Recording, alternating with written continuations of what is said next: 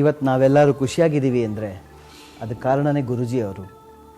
ಯಾಕಂದರೆ ನಮಗಿದ ಕಷ್ಟ ನೋಡಿ ಯಾವ ಶತ್ರುಗೂ ಬೇಡ. ಅಷ್ಟೊಂದು ಕಷ್ಟ ಅನುಭವಿಸಿದ್ದೀವಿ. ಫೈನಾನ್ಷಿಯಲ್ ವಿಷಯದಲ್ಲೇ ಆಗಿರ್ಬೋದು, ಹೆಲ್ತಿ ವಿಷಯದಲ್ಲೇ ಆಗಿರ್ಬೋದು, ತುಂಬ ಕಷ್ಟ ಅನುಭವಿಸಿದ್ವಿ.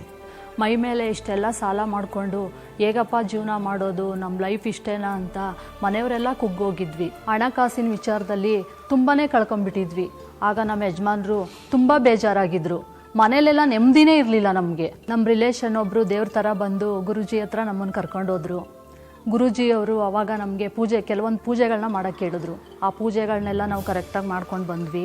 ನನಗಂತೂ ನಮ್ಮ ಕಷ್ಟ ಇಷ್ಟು ಬೇಗ ಪರಿಹಾರ ಆಗುತ್ತೆ ಅಂದ್ಕೊಂಡೇ ಇರಲಿಲ್ಲ.